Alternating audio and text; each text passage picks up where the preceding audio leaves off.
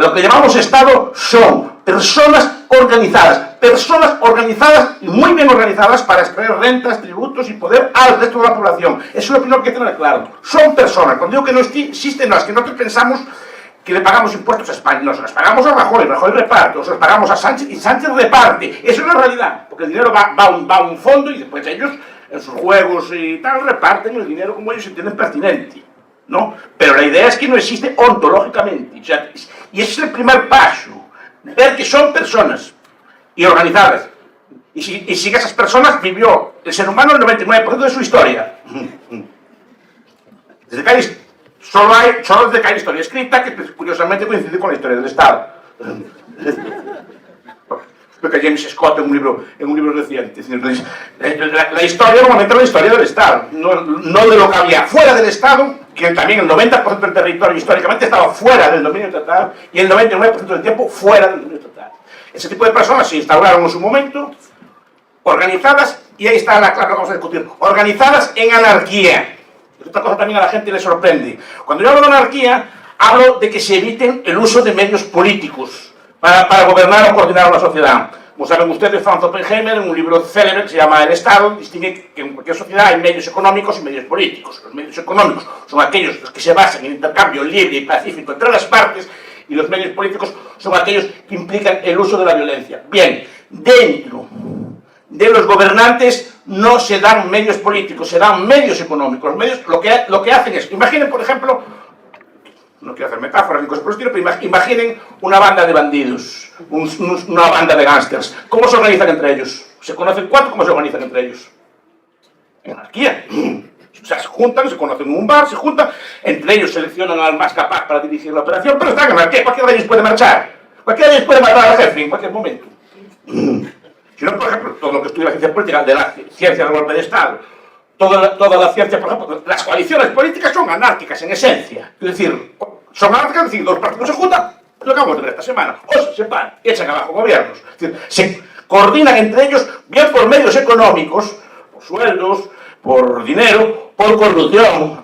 La corrupción, la gente piensa que es una cosa particular. La corrupción en muchos países del mundo, lo explica muy bien Bueno de Mesquita, lo explica mejor que yo, es una inherente a la política, porque sirve para coordinar a la clase política, sirve para hacerlos partícipes del botín, y para tenerlos quietos y poder deshacerse de ellos en cualquier momento, para poder coordinarlos, para unirlos. No lo explico yo, está más que explicado en la ciencia política, solo hay que leer una poca, ¿no? Entonces se coordinan bien por ideas, que también es otro medio anárquico, por ideología también pueden funcionar, por códigos de honor, que también pueden funcionar, por reglas no escritas, que se pueden funcionar, y después por dinero. Entonces ya hay anarquía dentro del gobierno. Lo que pasa es que precisamente porque son anárquicos, están tan bien organizados. Si un jefe quisiera gobernar por mandato ese tipo de cosas, no sería capaz. Un Estado como el español no sería capaz de ser gobernado, incluso internamente, por mandato. Tiene que ser coordinado por ese tipo de reglas, acuerdos y con lealtades. Si no, tenemos una historia, todos los ejemplos, cuando algunos le dan una orden, simplemente la desobedecen, dan un golpe de Estado y echan abajo el Estado.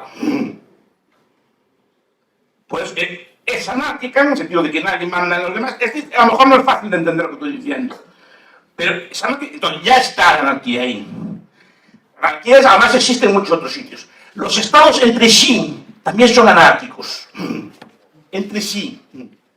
Es decir, la comunidad internacional, y además, y eso es algo que también cualquier estudioso de las relaciones internacionales sabe. El libro clásico de Henry Bull, la sociedad se llama así, la sociedad anárquica, porque el mundo de los estados entre sí no hay un estado que domine por mandato a los demás estados, sino que se coordinan entre ellos con acuerdos, entre ellos reparten, dan al más fuerte a la más débil, pero los débiles se unen y echan abajo, pues son los equilibrios europeos, cuando se juntan estados pequeñitos y echan abajo uno más grande, pero también operan en anarquía. La anarquía es la única. ¿Una empresa es anárquica o es árquica? ¿Una iglesia es anárquica o es árquica? Son anárquicas. La empresa, el obrero, mañana puede decir que no va y no va, no hay quien lo haga ir. Pierde el derecho que tiene a cobrar el sueldo, pero se va cuando quieren. El patrón o el jefe no opera con órdenes, opera con incentivo, le paga y si no, y al revés, ¿no? Cuando dejan de pagar, dejan de ir, etc. Pero es anarquía, porque no hay poder real, no hay medios políticos dentro Y una iglesia es igual, salvo que use la fuerza. Una iglesia se puede entrar, se puede salir, se puede cambiar, se puede uno borrar, etc. Y muchas iglesias funcionan durante cientos y miles de años en anarquía y duran. O sea, primero, no es nada imposible o impensable. La anarquía ya la tienen ahí, la tienen en un montón de sitios, solo que no los quieren ver. Porque no dicen todo lo contrario. Entonces, ¿podría funcionar la sociedad anarquista? Pues, pero ya está funcionando. Solo Huerta habló de las cárceles. No, las cárceles, incluso las cárceles, en muchas cárceles del mundo hay más delito dentro que fuera. Se demuestra la capacidad del Estado de poner orden, ¿no? Y Skarbek, en un libro reciente, dice que precisamente para los propios presos de defenderse tienen que montar organizaciones privadas dentro de las cárceles. Tienen que montar gangs, tienen que montar bandas, porque si no, entras en anarquía, porque si no, en muchos países del mundo pasa, en España pasa, en Estados Unidos pasa en muchos sitios, porque si no, los presos están indefensos, porque el Estado no es capaz de protegerlos dentro de una cárcel. Igual que hay más droga dentro de la cárcel que fuera de la cárcel, en muchos países del mundo. Eso demuestra que si no es capaz de proteger ahí, mal asunto. Entonces digo, ¿cómo sería una sociedad post-estatal? Primero, sería una sociedad consciente, porque es una sociedad post, no anti. ¿En qué sentido? Yo siempre digo, el Estado en buena medida se basa en la fuerza, etc., pero en buena parte de su fuerza se deriva en la creencia. Esto es, lo que dije yo, la primera frase que dije, que crean en el Estado, es ejecutar, porque piensan que están dándole dinero y que dan su vida, sacrifican trabajos, hacen correas, trabajos forzosos o cosas por el estilo, por una especie de ente trascendente que sustituye en buena medida esa divinidad. De hecho, los estados suplantan absolutamente toda la liturgia de la religión. El Estado tiene culto de la tría. O sea, es decir, cuando llegan allí, si ustedes fueron una vez a una misa, saben que hay ritos, hay momentos que ponerse de rodillas, que ponerse de pies, de antes de determinados símbolos, que no se les puede chipar, no sé, porque son sagrados. El rito de Orfeo se transforma ahora. Pues cuando hay determinadas músicas, determinados himnos, determinadas cosas, pues cada uno lo suyo, obviamente, que tampoco me estoy burlando de esto, no, ni mucho menos. Pero digo que precisamente porque se construyó un culto de la tría, se construyó un culto que hay que hacer este tipo de cosas. Bien, lo primero es no creer en él. Bueno, si ustedes ven la historia de la humanidad, hay un montón de... Que hay aquel poema de Keats que se llama Los Cimandíes, ¿no? Que habla de que encuentra una estatua en el medio del desierto, que era de un antiguo emperador y que no quedó nada de él. Todo aquel culto, todo aquel templo, toda aquella cosa, no quedó nada de él. La gente dejó de creer en él. ¿Qué le pasó al culto de Apolo en Delfos? Que la gente dejó de creer en él. ¿Usted cree que ahora sale una persona vestida de faraón a un balcón allí a hablar de Egipto y la gente le daría respeto? No, la gente dejó de creer en el faraón. Pues si dejan de creer en el Estado, el poder pierde. Y lo empiezan a ver. Lo empiezan a ver y decir que, bueno, esto no existe. ¿A quién estoy pagando impuestos? Y repito, yo no soy una persona que llama a la gente a la revolución y se revoltó, no soy una persona para hamburguesa, gordo, así pacífico. No soy ningún revoltoso ni nada así por el estilo. No, ni llama nada, pero primero que sepan que es así. Segundo, que sepan que no tiene una existencia real, que le están dando impuestos realmente a esas personas, y a personas que deciden sobre sus vidas, y son personas las que deciden todas las políticas que dijo el profesor Huerta de Soto. Son personas las que deciden qué educación tienen sus niños, y no son necesariamente más competentes que son ustedes. Más bien al contrario. ¿No? Son personas que deciden cuánto tiene que cobrar, cuándo puede jubilarse, etc. Son personas, no es un ente España o Galicia o lo que quieren llamar, no, porque son personas que dominan un territorio, ese territorio después le ponen un nombre y obligan a la gente a educar en sus principios. Historia del Estado, lengua ¿cuál es el currículum educativo? ¿Qué currículum hay en una escuela? Yo se lo digo, lengua del Estado o lenguas. Historia del Estado, porque no estudian historia de la vida privada, ni estudian historia de la economía, no, estudian historia del Estado, con sus reyes bien ordenados. Los reyes grandes son los reyes imperialistas, los reyes pequeños, los menores son los que no fueron imperialistas, ¿no? Y así todos, lengua, historia, ética o religión del Estado, si todo tiene religión oficial, si no una ética laica, pues en los valores de cada momento, Geografía, que es la más manipuladora, matemáticas con un cierto perspectiva. Esto es lo que hace, y eso se construye. Entonces digo, lo primero y principal es dejar de creer en él. Dejar de creer en él. Y eso, si en esta charla se consigue esto, para mí es suficiente. Dejar de creer en él. Es decir, en el sentido que no tiene existencia real. Y a quien lo diga que me enseñe una foto. Porque al final lo que ven son una especie de símbolos. El Estado lo representa pues, con unos signos musicales, con unos símbolos, con unos edificios, con uniformes, con una serie de cosas. Básicamente, al final son personas. No viene el Estado a cobrar los impuestos, viene un señor o una señora. En nombre de él. Bien, eso es lo primero. La sociedad anarcocapitalista será una sociedad post, no antes. La anarquía existió, como dije antes.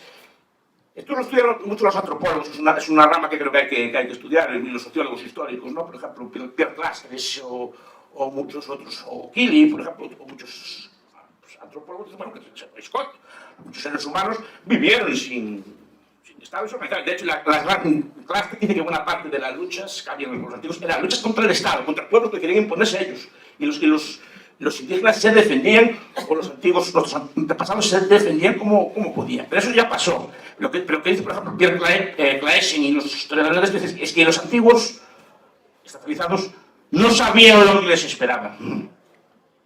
Porque no tenían registros históricos, no sabían lo que les iba a pasar con el tipo de cosas. Nosotros sí lo sabemos. Entonces, cualquier sociedad capitalista, si se decide, será en el futuro, no será en el pasado. Y será con personas, por lo menos con un porcentaje elevado, no todas obviamente, pero por lo menos con un porcentaje elevado, consciente de serlo. Entonces, cuando se habla de muchos problemas de defensa, de cosas por el estilo, primero es que hay muchos escenarios a plantear. Hay un escenario de una anarquía sola contra un mundo estatista o es un mundo todo estatista. Claro, porque hay que plantear como, por ejemplo, la defensa.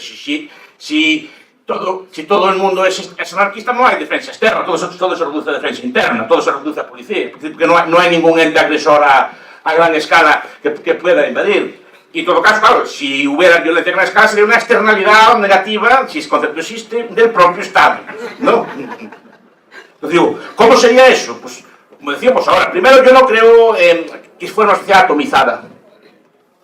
No se sabe cómo va a ser, porque depende, repito, de la conciencia. Supongo que se establecerían comunidades de todo tipo. Pues algunas de corte religioso, pues otras de corte, por ejemplo, muy hipermoderno, así... ¿No? Como Noemí, existe gente tecnológica, otras serán comunidades tradicionales, otras y vivirán así, y después se comunicarán entre ellas. No tiene por qué ser necesariamente... Habrá sociedades mixtas, habrá de mucho tipo de cosas, pero será comunitaria, ¿eh? No creo que sea un ente...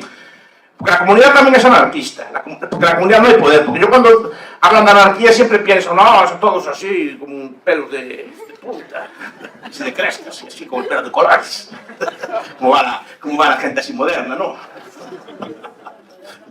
Todos así como un chupa, así como pinchos.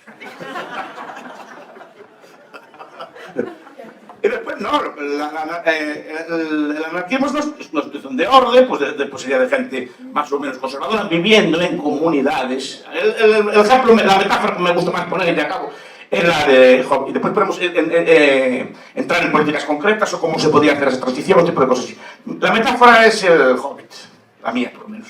Mira cómo empieza el Hobbit, cómo empieza así, en sociedad conservadora, bien ordenada, sin estar. Pagan en oro. No hay figuras de poder, por lo menos en la película. No hay figuras de poder en la... Después están en Mordor y orcos y cosas así. Pero ese tipo de sociedad comunitaria, bien ordenada, tranquila, pacífica, tradicional, sería mi epítome de lo que entiendo yo por una anarquía, no una sociedad así de todos contra todos, como pinta Hobbes o como pinta esta gente, todo así. Que normalmente ese tipo de guerras de todos contra todos se dan en ambientes de lucha por el poder estatal, no serán en ambientes así que la gente se envuelva loca una cosa por la otra. Se envuelve cuando de repente en guerras civiles hay pillaje, porque normalmente, igual que cuando Hobbes escribe su libro, escriben en el escenario de las guerras civiles británicas. De la revolución, perdón. Y ahí es donde se ve todo ese pillaje, pero es una guerra política. Bueno, yo quisiera quedar esto claro. Que la anarquía está omnipresente, o sea que no es nada utópico, ni raro, ni cosa por el estilo. De hecho, que estamos en anarquía.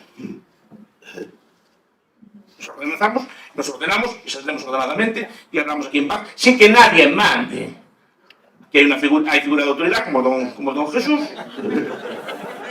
Es una figura de autoridad, no de poder. Cualquiera puede levantarse y criticarlo.